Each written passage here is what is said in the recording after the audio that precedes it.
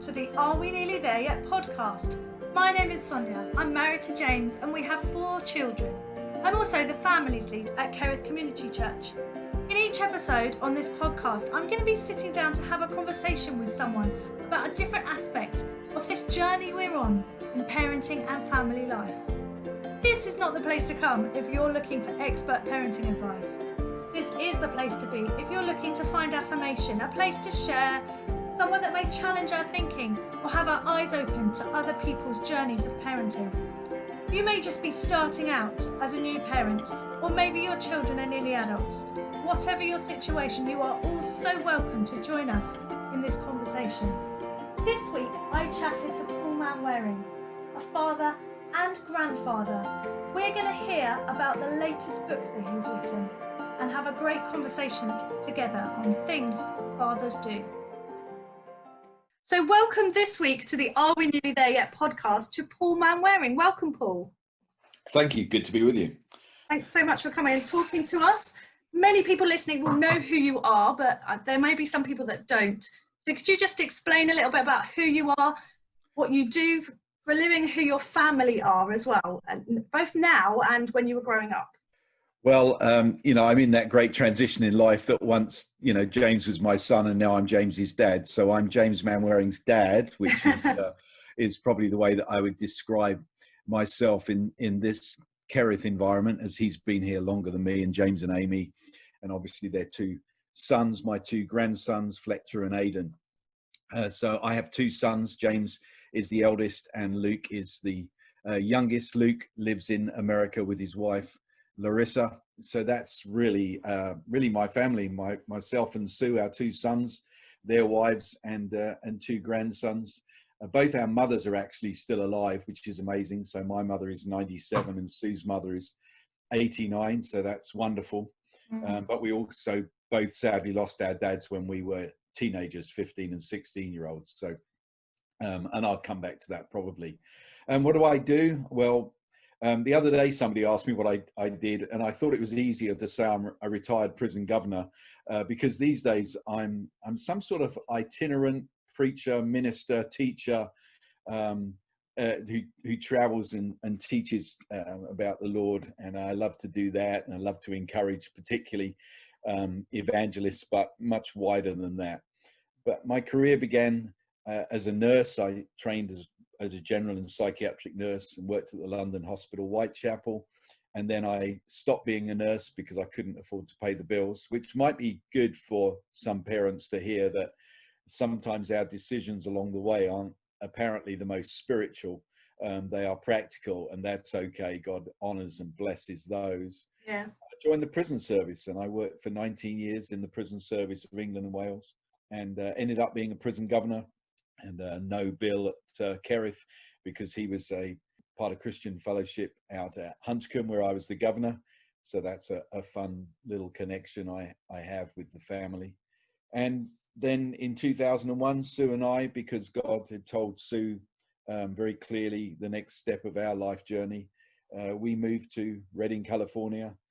And I never quite expected or dreamed what would happen, but found myself on the senior team. So, and then you said my family growing up. So yeah, it's kind of fun in that sort of weird fun way, if you know what I mean. I was walking with our little 8-year-old Fletcher the other day, and he was asking me about my family.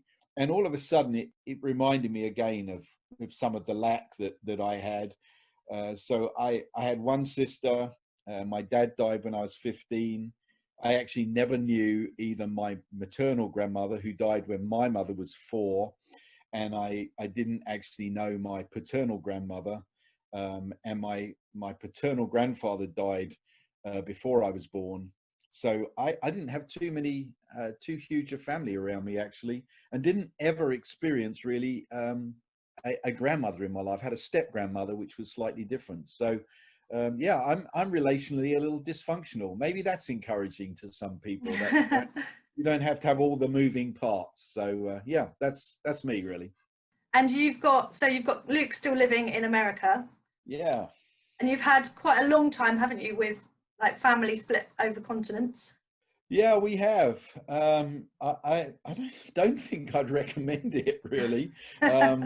it's been wonderful. It was our fault. You know, a lot of times the 18-year-old leaves home, but in our family, the parents left James in England, as I'm sure anyone that knows him knows that he, you know, talks about humorously that we abandoned him on the side of the road in 2001. So yeah, that's been challenging. Some of the pain of saying goodbye at airports is really tough, but some of the joy is that I think we've now done 6 transatlantic surprises, which is the best hobby in the world, and the one we just did last Christmas was the best of them all. So yeah, it's been a challenge, and it was wonderful to have Luke living with us for 18 months a couple of years ago, so that our little grandsons got to know him really well, and that was a unique season. But yeah, you know, God did it. It's okay, but it definitely carries some awareness of lack and loss and pain and separation. But I'm actually really proud of my 2 sons, because I don't know 2 brothers closer, and yet they've lived apart for a long time. Yeah, that's so good. You've become a grandparent then 11-ish years ago? I did. I became a grandfather in 2009, which of itself was probably one of the most extraordinary, amazing experiences for lots of reasons, but not least because in 2008 I was diagnosed with prostate cancer, and I stood in Bill Johnson, senior leader of Bethel's office, which is a good place to be when you've just had a bad diagnosis. And he looked at me, and it's a beautiful gift, because he didn't kind of drop himself down to where I was feeling. He lifted me up, and he said, and he did that by asking me a question. He said, "What's the fight about, Paul?" And I looked at my feet. I'll never forget it. I looked at my feet, and I had this thought. I was kind of expecting something big, like, you know, I was born to save China or something. And I had this thought: there's never been 3 generations of male Manwarings alive on the planet at the same time. Wow. And I never knew my dad's dad. My sons never knew my dad. There'd never been 3 generations. And I said that to Bill, and he looked at me and he said, "That's it. That's your fight, Paul." And that became the focus, really. And a little while after that, obviously the family's gathering together. You know, Dad's got cancer. It's not good news. And James called me and said, you know, Amy and I are going to start trying for a baby. And then May of the following year, 2009, for the first ever time, there were 3 generations of male Manwarings alive. Amazing. On the planet. And I got the privilege of standing in Bethel Church, holding my little boy, and James was on the stage. Strange thing, how God works. James walked to Bethel that day on holiday, and Brian Johnson said, "We don't have a keyboard player."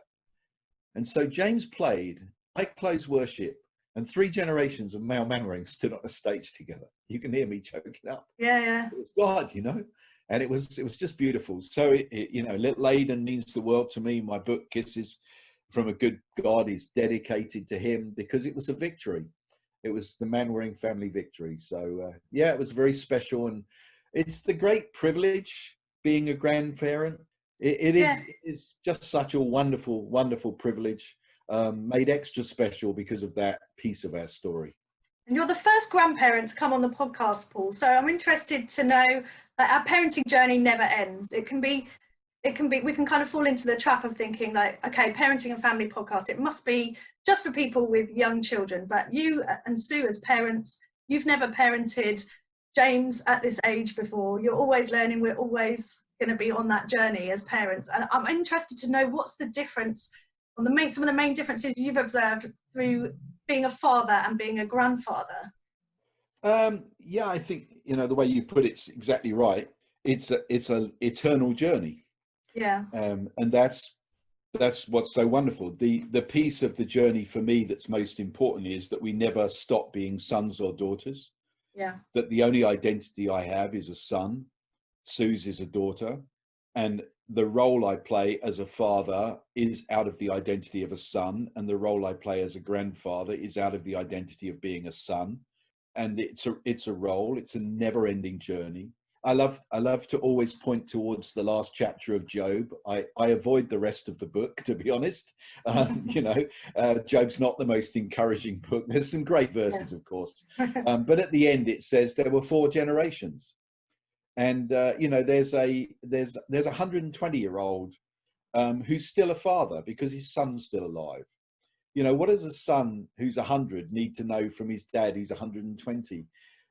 And so to me, I think the most important thing is, number one, it's a beautiful part of the journey, and there are roles that change, but the heart and the identity never changes. The greatest privilege of my life is when my boys call me and ask me for help or advice.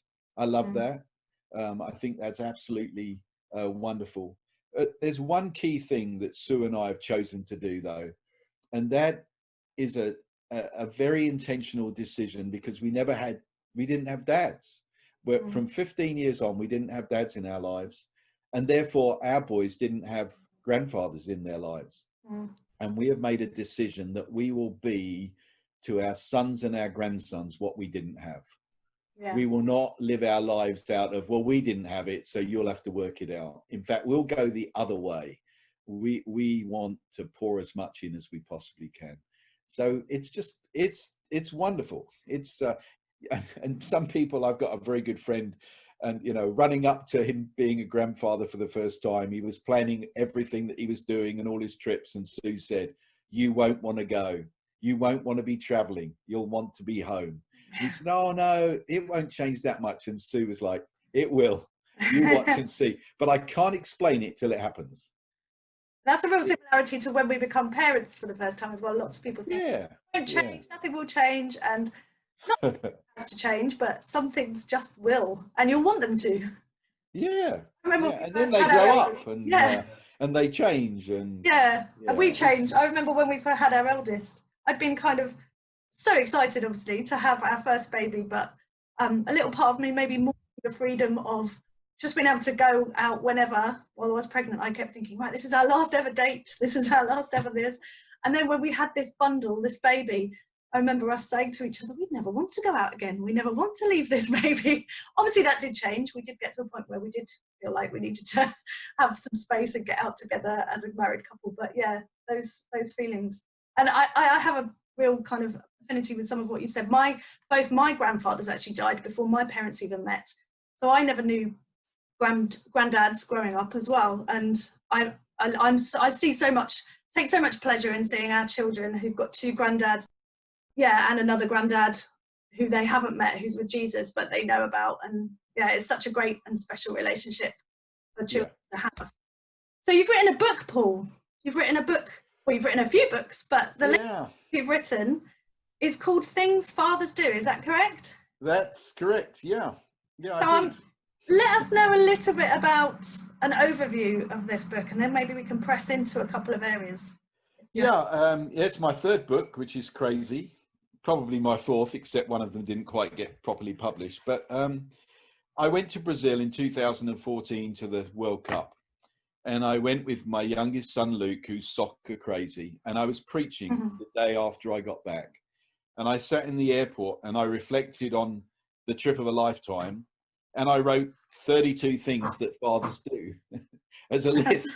And then I walked into church the next day and preached a 32-point message, which didn't last too long, but it was just I just got this thing, because things fathers do, I think sometimes, and I'm not just saying it's only dads, but I think dads can often be accused of being the doers. And you're out at work, and you're not at home and with the kids and all that sort of thing. And I know that's a bit of a stereotype that's changed a lot. But I know I suffered from that, because I spent some of my life at work for 70 or 80 hours a week. And I just started reflecting, fathers do things. And actually our Heavenly Father, the first thing he did was he did something. And he showed up and he created. And so out of that just came really that we do out of who we are. And there's not anything wrong in doing things. And I just wanted to free up dads really to say, you know what? Sons become fathers and fathers do things. And actually the introduction is a letter I wrote to my dad. as a 60, I wrote it as a 60-year-old man to my dad, 45 years after he died. And as I did it, I realized I couldn't remember hardly anything he said, but I could remember the things he did. Yeah. And, fathers do things. And also a little bit, this is a little niggle, but I won't go too far with it. But in some of the inner healing stuff, you get the mum is kind of nurturer and creates the place of safety. And it's the sort of reference often to the Holy Spirit. And I love that. But, it can sometimes, I think, leave the dad thinking, oh, yeah, I'm not at home as much. So what contribution am I making to the family, to the children growing up? And so I just reflected on a bunch of things and ended up writing a book, which includes my journey of sonship and some other things. So, yeah, it's you can use it in lots of different ways. The middle of it's almost a reflection, and you can just encourage yourself that you're doing a great job, which is really what I want to do. I want dads to realize that they're doing a great job. And that's so encouraging. Thank you for writing it, firstly. I haven't read it yet. I can't wait to read it. It's come out during the pandemic season, hasn't it? So, yeah. Kind of. Why don't you tell us a little bit about, if you're happy to, obviously we want people to go and buy your book, but tell us a little bit about a couple of those things that fathers do and explore those. Would you give us some examples? Yeah, I'd love to. Yeah, and let me tell you one. I think that one of the things that now forgive me because I wrote this for dads, but there's a chapter for women, because a lot of the heart of it is that our life's assignment is to reveal the Father. So we're meant to be Christ-like and reveal the Father, and women reveal the Father too. So if I can just put that as my slight disclaimer in there for a moment. And obviously I'm a father writing as a man, so there's that element in there. One of the things I think that fathers do by going out to work is that they reveal to the children the world, that they are the reference point for their children for the world. And there's a story in my life where on a Tuesday night, when Sue was doing her worship practice, because she was in the worship team, I was on call for a young offenders prison, and I got a call that a young man had tried to kill himself. And I had to go into the prison very, very quickly. And I grabbed my boys and I dumped them at the church where Sue was, and I had to go to work. And at one level, I felt terrible, because here's me, supposedly the babysitter, and I just failed in that responsibility. But I found myself reflecting on it.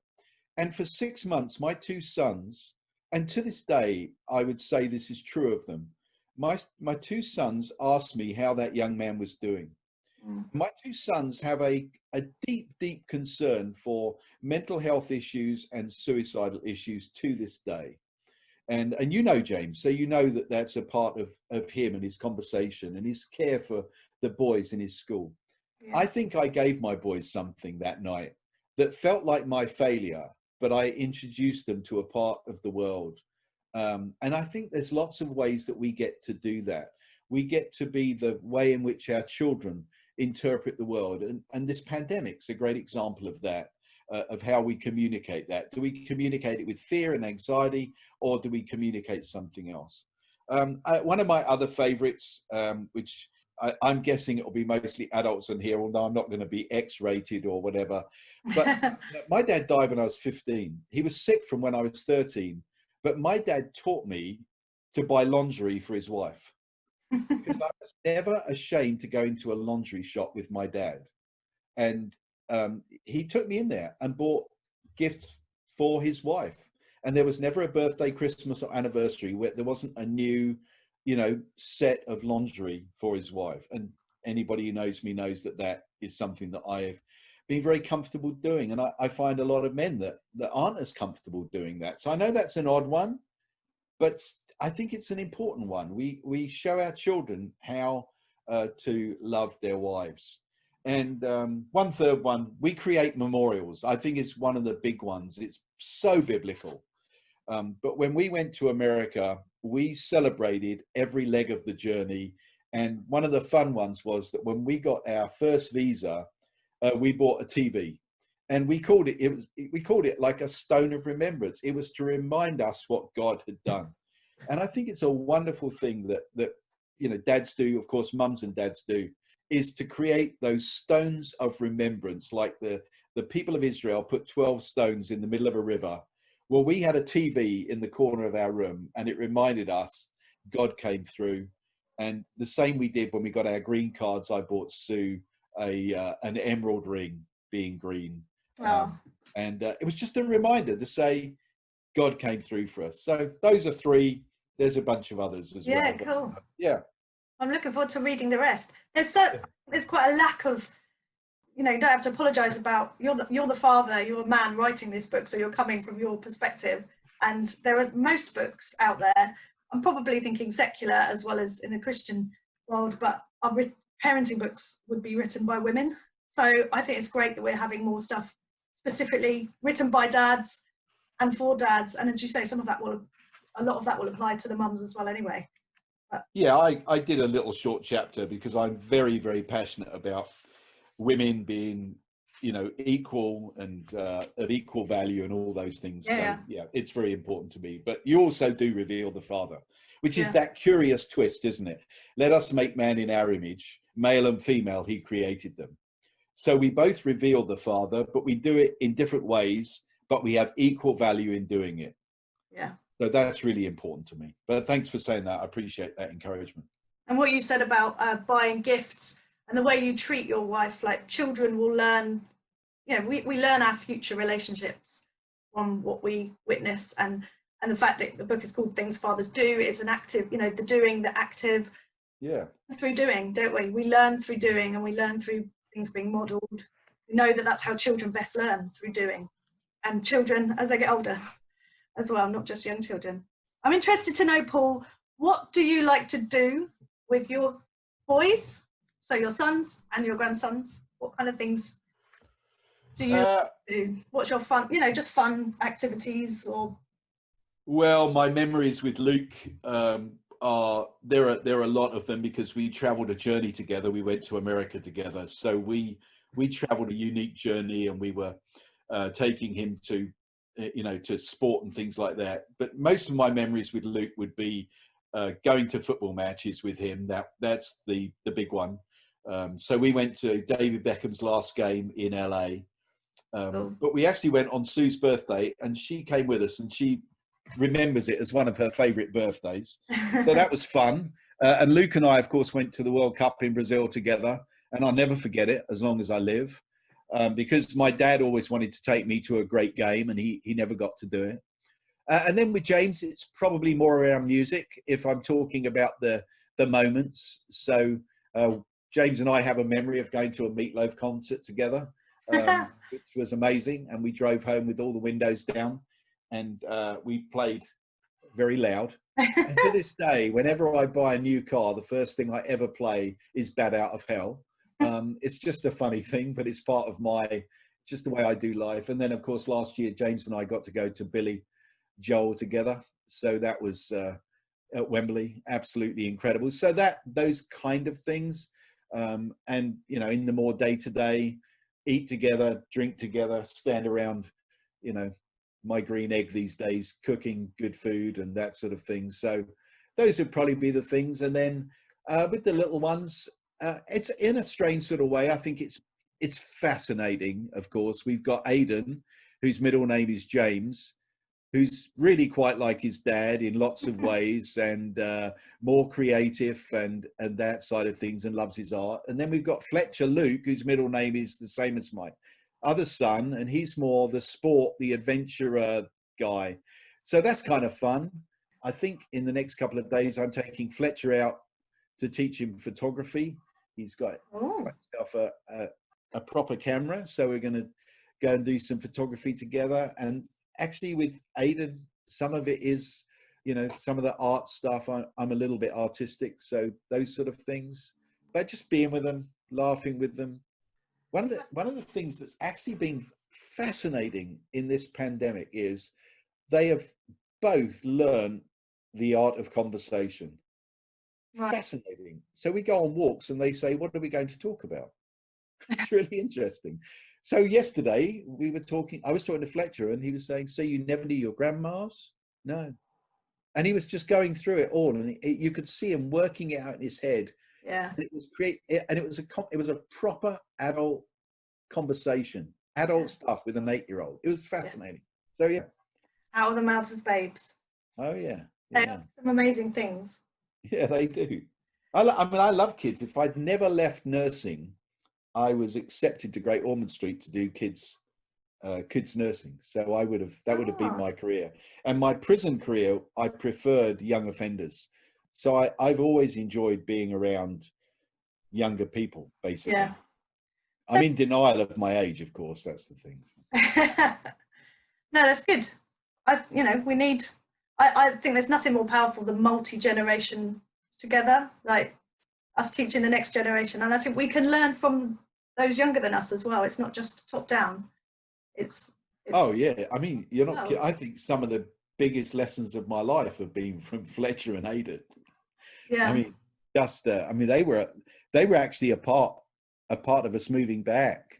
Some of their insight was part of that journey. So yeah, I for sure learn from them. Yeah. Never stop learning. And that's the thing about the Job picture. If you're 120, you've probably got a grandson that's 50 or 60. You're learning. So, I'm planning on learning from my grandsons when I'm 100. Amazing. So we're coming to the end now, Paul, of this conversation. I'm really interested to know, in thinking of that journey of always learning, we call this podcast, Are We Nearly There Yet? Because as I'm sure you remember when James and Luke were little, and I'm sure when you've taken Aidan and Fletcher out on car journeys, there is always that question, are we nearly there yet?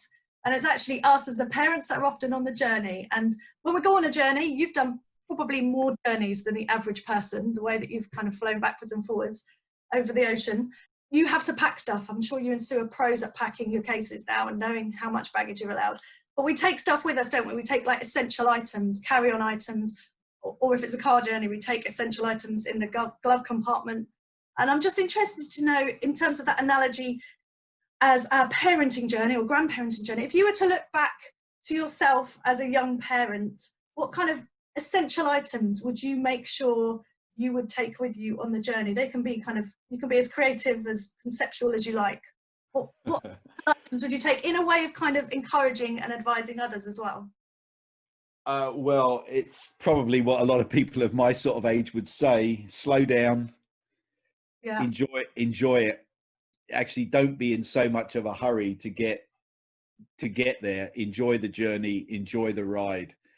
Slow down. Don't take yourself too seriously.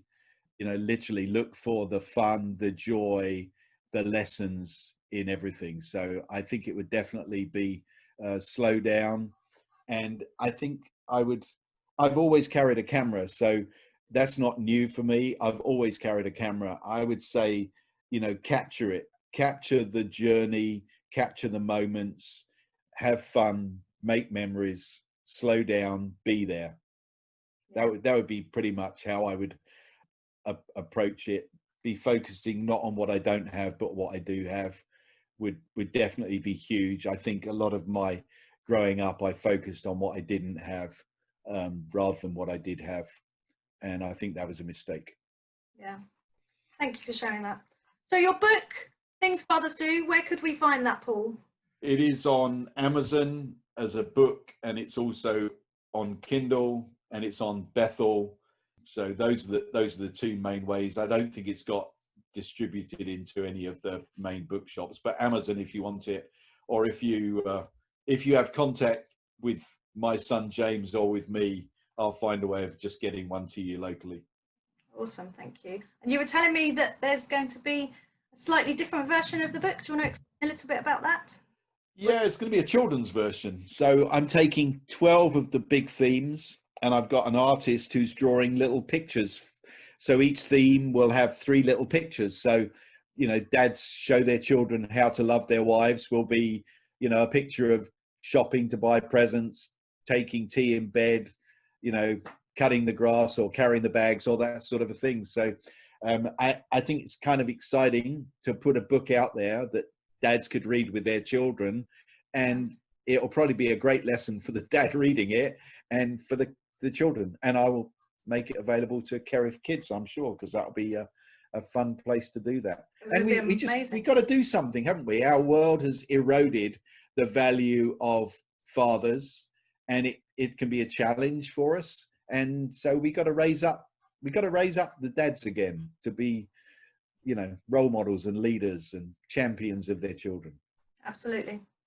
Thank you, Paul. Thank you for coming. My pleasure. Yes, and I look forward to catching up with you soon. Yeah, wonderful. Thanks for having me. It's been fun.